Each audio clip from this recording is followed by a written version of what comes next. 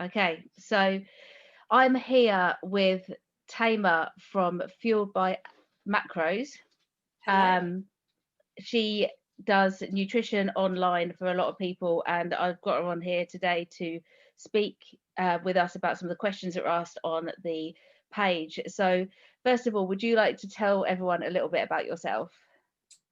Okay, well, I suppose the most relevant place to start would be kind of where my journey started. So, um, I used to actually have quite bad health a long time ago. I really suffered with fibromyalgia and chronic fatigue syndrome. And I started on this kind of personal journey of healing, and I got into homeopathy, and I started to look at the healing qualities of foods, really. Mm. And so I did my first nutrition course. This was like broad nutrition, just for general health, about 7 years ago.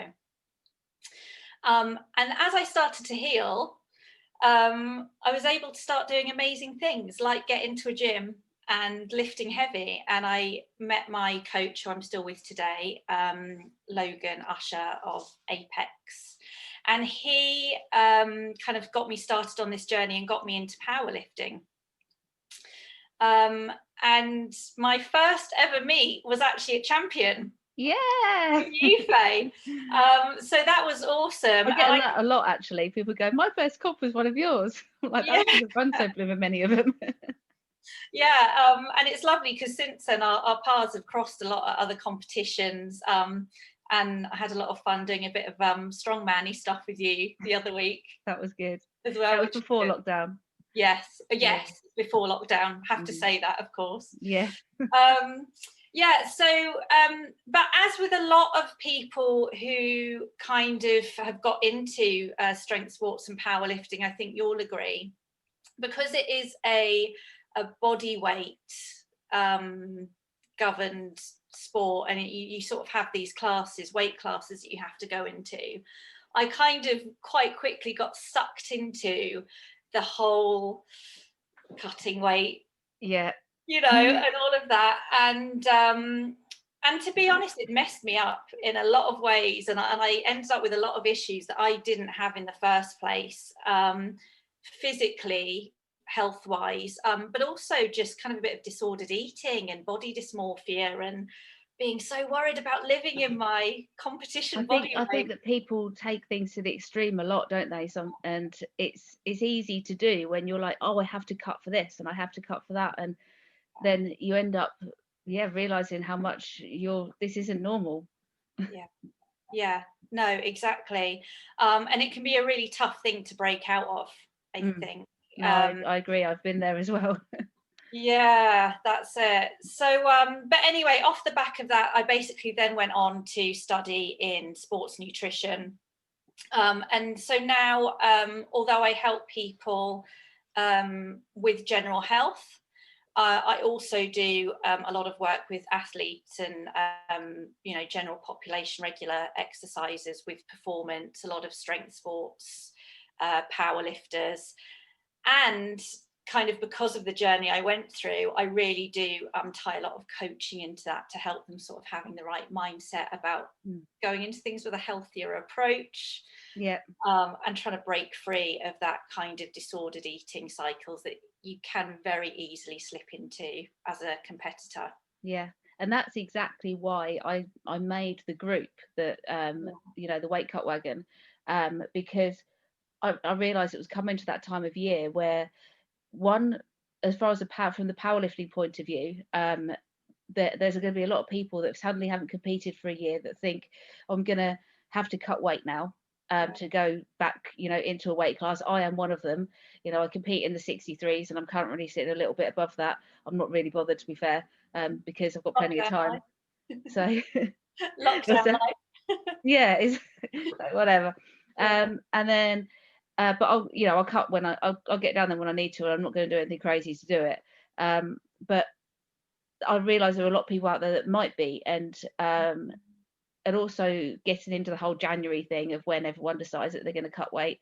I thought that it would be a good thing, a good platform to try and get across to people that it doesn't have to be crazy.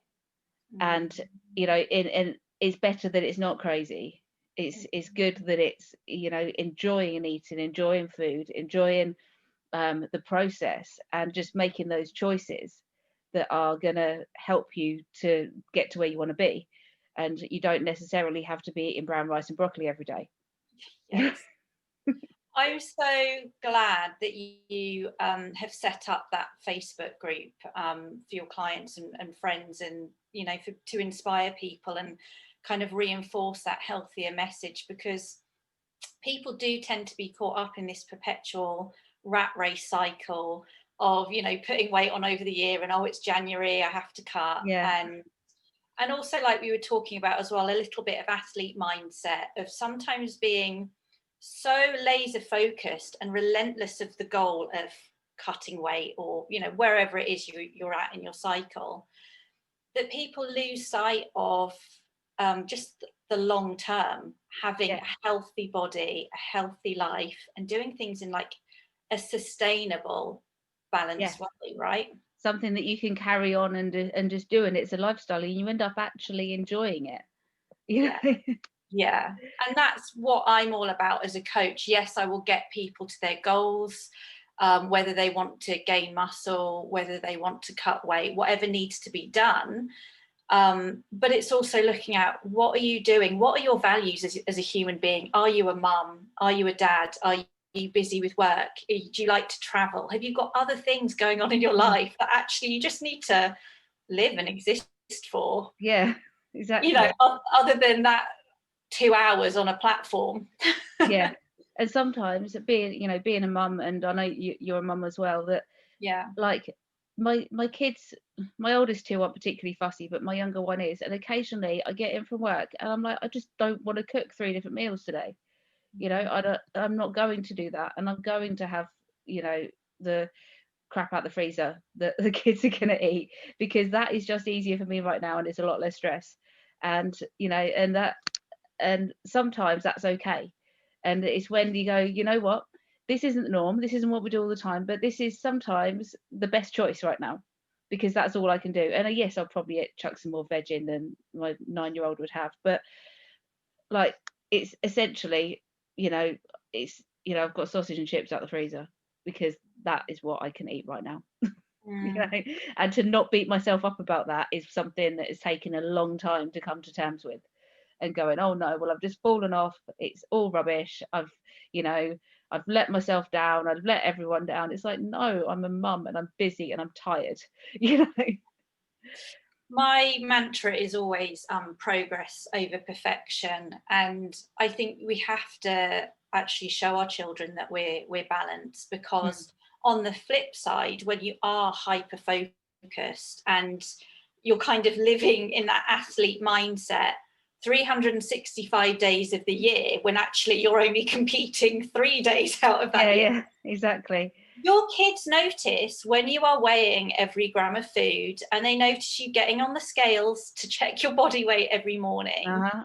And I know when I was in my darkest times of extreme weight cuts and obsessing over these things, my daughter, no matter how much I tried to convey positive messages to her about what I was doing, like, kids aren't stupid. She Yeah, picked up on it, and she would be like, Mum, can you just be normal and not weigh your food for once? yeah, And I was like, exactly. okay, I need to address this, and I Yeah, need to get a better life balance. yeah. So And it's, I think I posted something on the page the other day that about a similar kind of thing to what you just said, that we don't, um, rather than to be perfect some of the time, be good most of the time. yeah, You know, and it's that, isn't it? It's not perfect. Life isn't perfect, so we no, can't work with that. no. But anyway, shall we get on with the questions that the lovely people from the Weight Cut Wagon have asked us? We haven't been able to do them all this time, but I think we're going to try and plan and coming back and discussing some other things in a bit of depth. Yeah, So you've chosen the ones that you thought would be the best to discuss today. And so first off, we've got, um, let me just find them. So one person asked, what percentage of calorie deficit would enable fat loss, but is also enable to increase strength? right. What was, Okay, yeah. Now, so I thought would be a good one to chat about and get out of the way, really, because it's the holy grail question that everyone asks and everyone Just wants pluck a number out the air. yeah, and it's like it's magic, isn't it? Everyone wants to be leaner but increase muscle mass. And you probably, as a coach, you must get this all the time with your clients coming to you saying like, oh, I want to lose some weight, but I don't want to lose my strength. Yeah, it's like, okay, well, what's your priority would be my question to that. Which one do you want more right now? Yeah. And again, thinking about lifestyle, where are you in the stream of time? When are you competing? Actually, does fat loss have to be a priority right now? Yeah. But I'm sure you've probably seen as well with people who are new to strength training, they fortunately sometimes get like the newbie gains effect. Yeah. And so they get both at the same time, which is great. And you're like, I'm a genius. Yeah, and they're coming in and they're, you know, the body fat's melting off them, but they're getting PVs every week. Their strength's going up, their lifts are increasing. And then they hit that bit where they're not a newbie anymore. And they're like, but why can't I do what I did before? It's like, well, it doesn't work like that. Oh, yeah. And gaining strength is hard work, right? Yeah. Yes. You know this. Yeah. You know, I think, you know, for people that know me, like bench press is my favorite of everything. And it, you know, it took me, I think it took me a year to put 2.5 kilos on my raw bench. Like a year of training for 2.5 kilos. And then it shot up a little bit after then. You know, it got kind of a sudden like spurge and then it got stuck again. And before I hurt my wrist recently, you know, it was at one of those sticking points. And that's what happens. You get these sticking points and you fight and you fight and you do everything. You think, yes, I'm going to be through it. And then you're like, no. And then you do it, and then you're like, you get it in the end. And then suddenly you've just put on 10 kilos. So you're like, oh, okay, well, where did that come from then? Yeah, it's like all the hard works, like it saves itself up, doesn't it? It does. Progress is never linear. And I think newbies come in and they expect that their journey is going to be that, oh, I'm gaining strength every week. Yeah. And as you say, you hit that plateau and it's just a long old slog after that. You've got to be dedicated and love the sport to carry on. Exactly. To be able to fight through those little 2.5 kilo gains. Exactly. So yeah, I mean, look, it's already hard without them throwing a deficit into the mix. And the thing is, essentially, if you think about what a deficit is, you are giving your body less than it needs for energy maintenance. You're giving your body less substrate to grow muscle and increase in strength with. So it has to be approached with absolute caution. My advice to anyone who is wanting to try and gain strength, or I would say realistically maintain strength during a phase like that. I always say, well, maintenance we can do. Yeah, that's it. So I think like a good kind of healthy number to aim for would be maybe like a fat loss of about 0.5 pound a week. Anything more than that, you know, if you try and drop too much weight too soon, you are going to lose strength and probably like mess up your testosterone levels and health. I'm sure you've seen that with clients or felt it yourself as well, like when doing cuts, and it's like you feel the life drain from you. What I noticed actually more was the opposite of when I wasn't cutting and how better I performed. So when I moved from the 57s into the 63s and I was sitting around about 60 kilos, I mean, this was a while ago, then I noticed like how well I think there's a question later on that this will feed back into about what to eat on the day of competing or the day before. But I was able to fuel up so much better because I wasn't cutting for the comp. And the performance then goes up, and then over time your numbers go up, and you're like, well, this is great. Why would I bother cutting again? You know? Yeah, it's an addictive feeling. Yeah. So what sort of percentage would you usually say of calorie deficit? Because I think that's what they said. Like, what is there a particular percentage you would normally work with, or it's depending, isn't it?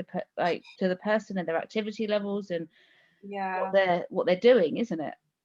I wouldn't usually work with a percentage. I would look at the person as an individual. As I say, you know, I really wouldn't want them losing more than half a pound a week. So if you consider that a pound of fat equates to around 3,500 calories, that would be about a 250 calorie daily deficit to elicit that fat loss. However, look at the individual. Are we talking a 6 foot 85 kilo man who's potentially got a really high calorie requirement each day and he's on 3,000 calories? He's not going to miss 250 calories. Or are we talking a 55 kilo woman who's on, I don't know, depends where their starting point is, 1,800 calories a day, and you're dropping them to 250 calories? Yeah, that's quite a lot more percentage wise, isn't it? So it is. So yeah, it's very much down to the individual. And actually, again, with the idea that, you know, if you are creating a deficit with food, you are essentially giving your body less than it wants to perform at its best. And the moment that you start to create a deficit with food, essentially you're also getting less vitamins and minerals in. Yeah. So I think where possible, if you are looking at your numbers, if you're sort of doing your calculations, and it turns out that a calorie deficit with food for you is going to leave you feeling pretty miserable with your food availability for the day, I would actually say, could I eat at maintenance but increase my energy expenditure?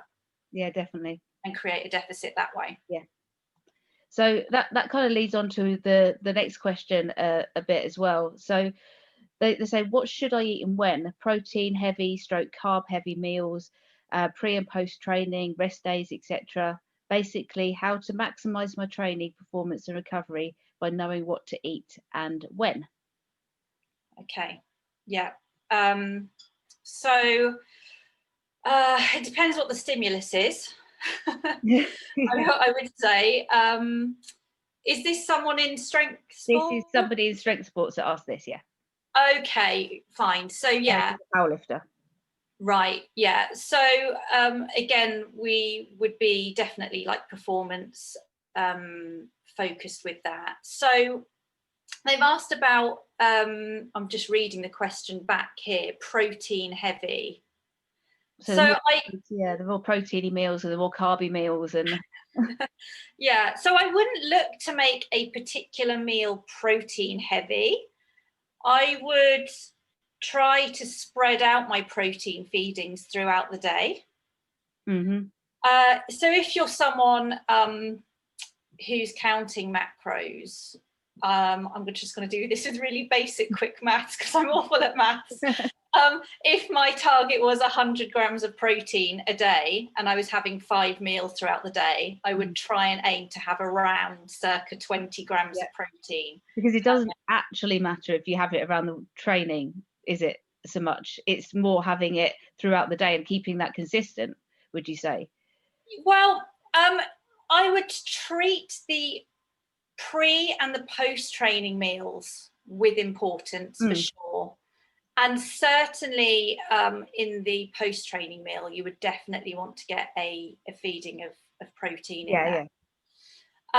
But carbs for strength and performance athletes, powerlifters, strongmen is super, super important.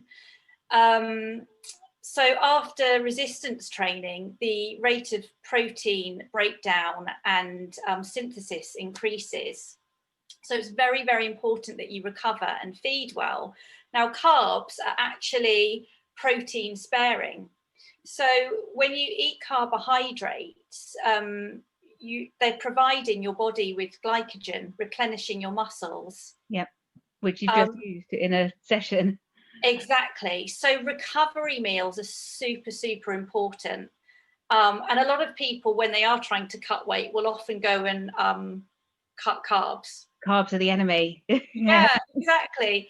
But actually, for a strength athlete, I would say still keeping fats in a healthy range. So the minimum daily intake would maybe be about 20% of fats coming from your diet. If you are a strength athlete looking to improve your performance. So I would say there's definitely more of a focus on carbohydrates for strength athletes than if you were someone who is tweaking macros for aesthetics, maybe, and you would have a lower carb intake.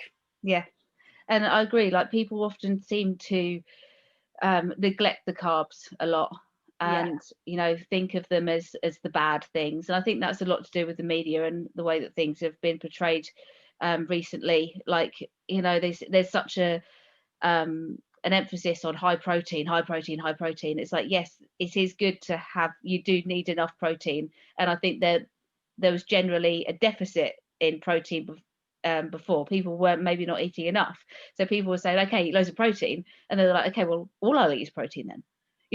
And he's like, no, just. And carbohydrates are our body's preferred, generally. Yeah. For most of the population, carbohydrates are our body's preferred energy source. Yeah. They're very easily bioavailable, accessible for the body to use. And let's look at what carbohydrates are, right? So actually, yes, the media has vilified carbohydrates, as it has everything else, because it goes through phases, right? That's bad as well. Everything's bad. But let's look at what these carbohydrates are. Now, actually, carbohydrates are your fruits and your vegetables. Yeah. And your things, where you're going to be getting all of that vital nutrient intake that you need. I'm quite a big one for thinking. I know this goes against your business name a little bit, Fueled by Macros, but I'm quite into micros, as in I probably don't know as much about them as I should do, because if someone wanted to know about that kind of thing, I'd refer them on to somebody like you. I'm about lifting weights and getting fit and strong, but I generally think that people miss out on that as well. They think carbs, rice, or carbs, potato, or carbs, no. Carbs are your fruits and your vegetables and all of the good things that have got all of those really valuable micronutrients in that need to keep us healthy and help us recover. And, but there's, in everything, it's about that balance again, isn't it? You're going to need your starchy carbs as well. You're going to need but getting all that veg in is going to really help to I think for recovery purposes as well from training. Definitely. Yeah, 100%. And again, I think I'm just reading through some of the questions that were sent through. I think we're going to touch on this a little bit later, but I am very much micronutrient focused as well, like yourself, Faye. But no one would understand what you meant if you called it Fueled by Macros, yeah? Well, do you know what? Like, I guess I hadn't really thought it through. It was just like, it started as an Instagram handle. Yeah. Okay. And it just grew from there. And now I'm like, it should have been Fueled by Macros, but people aren't even going to know what that is. But and that is the difference between a healthy lifestyle and also like an elite athlete. Because things have been brought down to such a base level in the media in the last few years of calories in versus calories out. All calories are equal. You can lose weight eating burgers all day, provided you tiny weenie burgers. Provided you don't go over your calories. And while to a degree that may have some truth to it, aside from the fact you're going to actually be very unhealthy and inflamed because a lot of processed foods are very toxic. As an athlete, if you go and refeed from a session with a microwave meal out of a packet that's highly processed, you are not going to recover as well as if you ate exactly the same amount of calories from something homemade with single whole ingredients that have got iron and fiber and vitamin C and omega-3. Yeah, exactly. And I think that leads us on to the next question. This was from one of the ladies that competes in Strongwoman, But this would be relative as well to the people that like compete in powerlifting or other strength sports. What food should I be eating on the days before a competition? And she put strongman. Yeah. And what what should I be having on comp day? I think this is a great question, because what people often eat on comp day is probably not what they should be eating on comp day. But we'll see. I'll see what you want to say. Yeah. I'm a So, nightmare for a bag of Haribo. Let's put it like that. well, it's crazy, right? So people go into, I like, just feeding off of what you've just said, people go to such depths to ask these sorts of questions, of what they should be doing in training, you know, to perform their best and recover their best. And so they get into a good habit with eating foods that they know suit them, that energize them, give them the maximal power output rather, for a training session, and then that they recover well from. And then they turn up to comp day and they've got like a box of donuts and a bag of Haribo, and I'm like, I did that. I'm like, dude, if Yeah. if you wouldn't normally train having that stuff, why are you doing it? Like, when there's medals at stake. Yeah, exactly. And what I've found also with strongman, because I used to compete as strong woman as well as competing in powerlifting now, and Okay. I'd get to the last couple of events and I would crash. I was getting into powerlifting, and by deadlifts, I'm just like, I'm done, because all I've been doing is eating sweets all day, and I've had this massive sugar rush that I've then come down from. You're tired anyway, and you haven't been fueling your body with anything that can actually use long term. You've got a long competition. Some of them are quicker, but some of them aren't, and you get 4 hours into a comp, and it just doesn't cut it, does it? Yeah.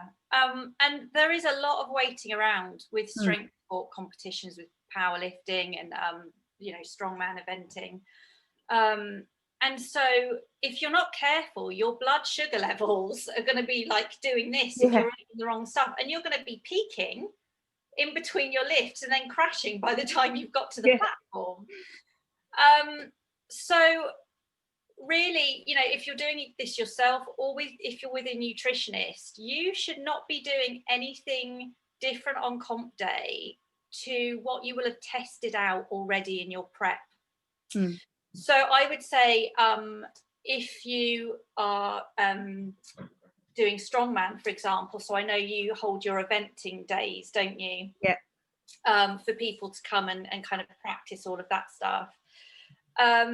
Test out your protocol on that day, because that's going to give you the best indication of how you're going to perform in a competition. And if you're working with a nutritionist, they should basically be putting that together for you, knowing what suits your digestion, knowing how you respond to insulin spikes, and literally saying, you know, this is what you need to eat 30 minutes before you get on the platform. Yeah. Before you do that. I'm just like, this is something a little bit anecdotal, but I went to watch UK's Strongest Man. I think it was maybe 2 or 3 years ago. It was when it was at St Albans. Oh, okay. Yeah, I didn't go to that one, but yeah.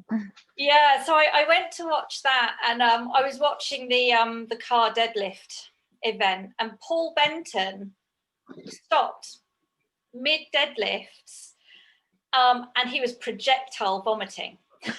Oh my God. In front of everyone, the TV cameras, everyone.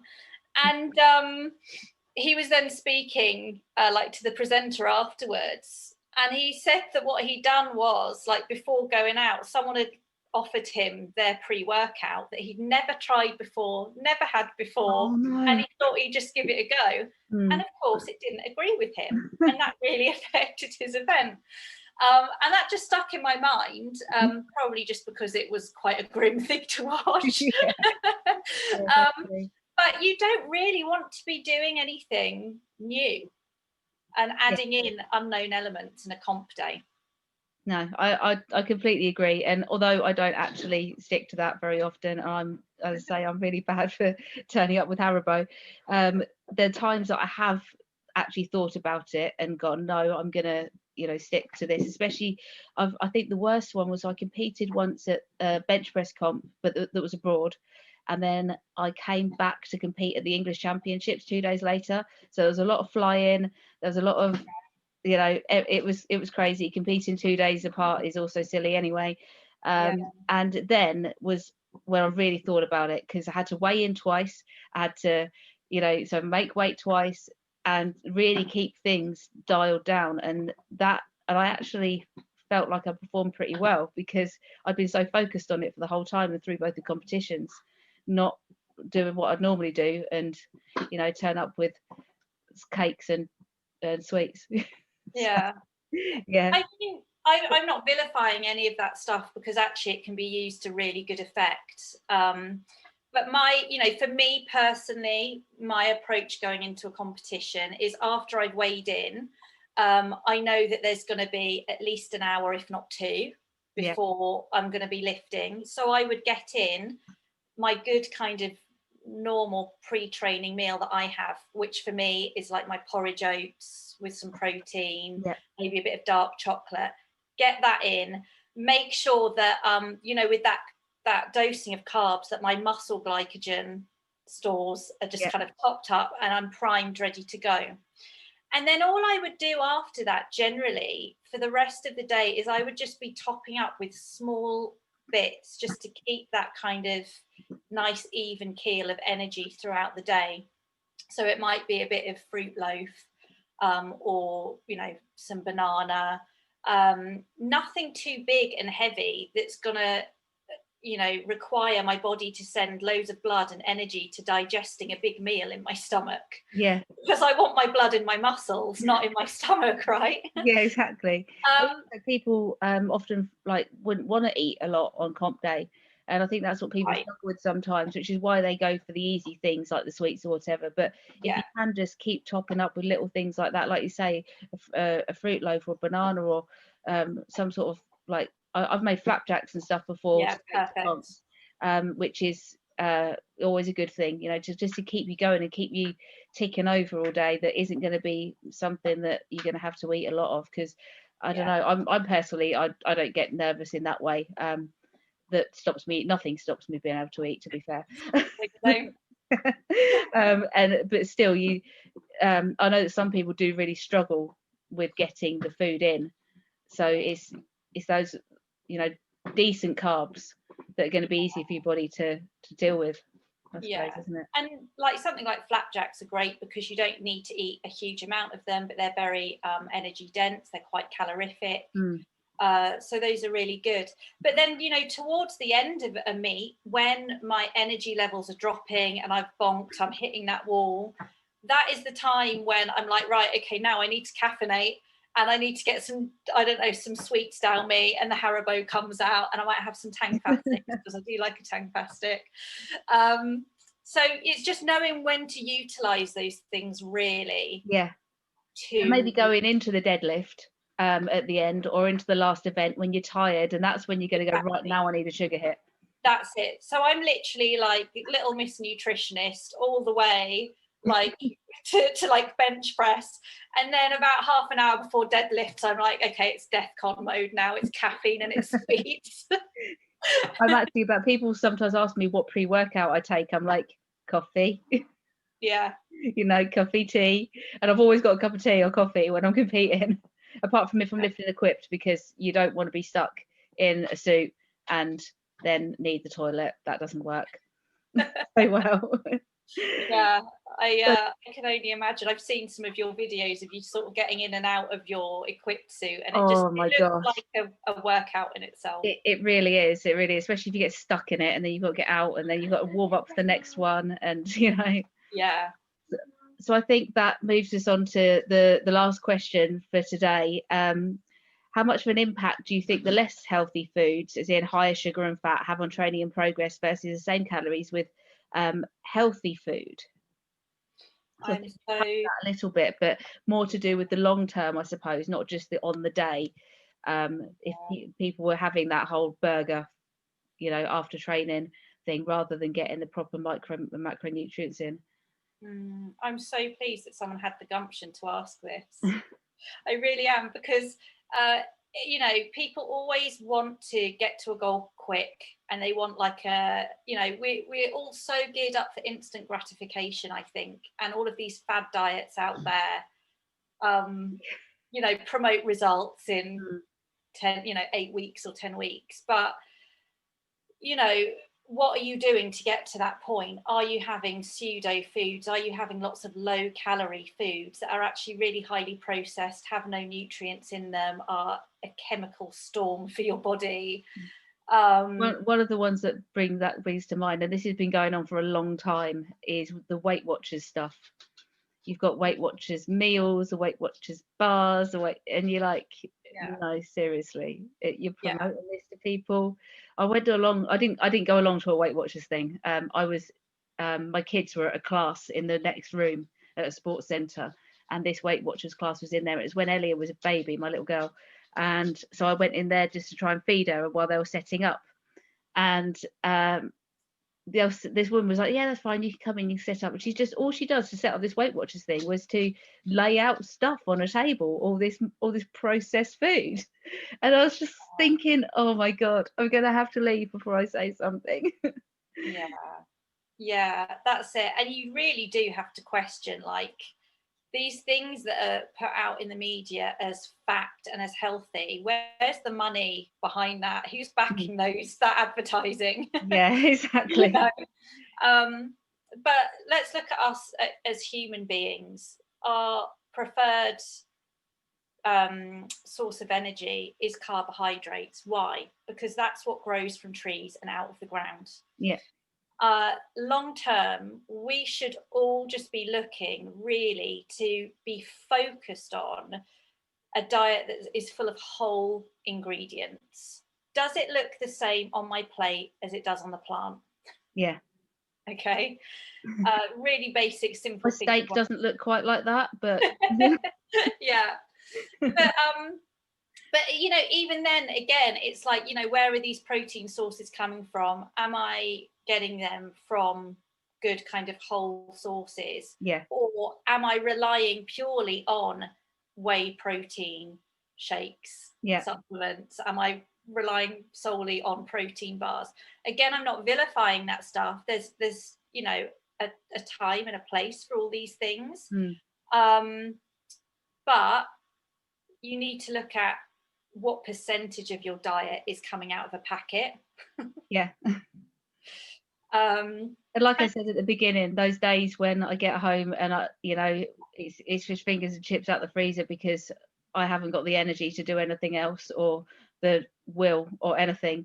But that's a that's a one-off, and it doesn't even happen once a week. It's maybe once every couple of weeks or once a month that that kind of thing would happen, and it's okay. Yeah. Then, but not all the time. Yeah. What adds up is consistency over time. That is one of my favourite words on the page, actually. I think that every person I spoke to on there has had the consistency word. It's all about consistency, isn't it? 100%. And that's very important for people to realize as well. When it does come to fat loss and dieting, people become quite obsessed with perfection and tracking their calories and macros. And they think that one off-plan, quote unquote, off-plan meal is going to make them suddenly balloon and undo all the weight that they've done. No, it's not. Yeah. You know? And I think you have to, in an ideal world, it would be great if we could all eat organic, whole ingredients, everything like perfect. But that's not the society that we're living in. That's, we've got to do the best we can with what is available to us and what our lifestyle is like. If you're someone who pre-COVID was having to travel all the time for work, is it realistic that you're going to be eating homegrown vegetables all the time? No. So you're going to have to find the best alternatives from from what's available, what you can get, or what can you have throughout your day that you could take with you that is homegrown, or something like that, or like homemade. But because some of the time you're not going to have all of that, you're only going to have, so include the bits you can. That's, I think, another thing that I'm quite that I keep trying to push is it's about what you can include, not about what you've got to take out. Oh, I love that. Yes. So inclusion of this, include this in your diet, include that in your diet. Don't think about restriction, because that makes people's brains go funny. Yeah. Oh, I love that you said that. That's actually something that I do a lot of the time with new clients when they come to me, especially when they're a chronic dieter and have maybe been living in a deficit for years on end. And I'm like, no, no, no, no, no, no. Like your body is crying out for nutrients. This, I'm giving you a list of what I want you to eat. Include this, include that, you know, Yeah. and strip out that restrictive mindset. Yeah. And it again, this kind of harps back to what we were talking about earlier as well, with the quality of foods, processed foods versus natural. Yeah, you might be able to lose fat eating junk foods out of a packet, but you are missing out on so many nutrients. And when you're missing out on those nutrients that whole ingredients would provide, you very quickly your bodily processes will start to fail you. And it will screw up your hormones. Processed foods are notorious for screwing up hormones. Testosterone, which is a very important one for people in strength Anyone that wants to be strong. Yeah. Yeah, exactly. And just, yeah, brain function, cognition, you know, are you giving your brain what it needs to function? Yeah. A lot of people exactly. I know that from a working point of view as well, being able to function for work, but also from a mental health point of view, are you actually feeding your brain with stuff that's going to keep it healthy and keep it, you know, on track and able to deal with difficulties and things like that? If you're feeding it rubbish all the time, it's more likely that it's going to struggle to to deal with things when things get tough. So I've read as I say, I'm not a nutritionist, I don't know as much about it as a lot of people do, but I have read quite a bit about eating for mental health, which is also something that I think is quite important. It's not just about your body, it's about everything. And if you want to recover both mentally, physically, and be the strongest you can mentally and physically, it's about feeding your body with what is good, what is gonna fuel that and fuel every part of it. Yeah, so important, Faye. It really is. It is giving your body that substrate it requires to regenerate those cells, to balance your hormones. Yeah. And I was like, is this going to be an animal or a child? I'm not sure, because it's like we're all doing homeschooling right now as well as work, yeah. right?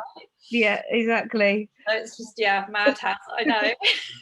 I feel you. One of them would have to get their face in the camera at some point. Photo bomb. Yeah.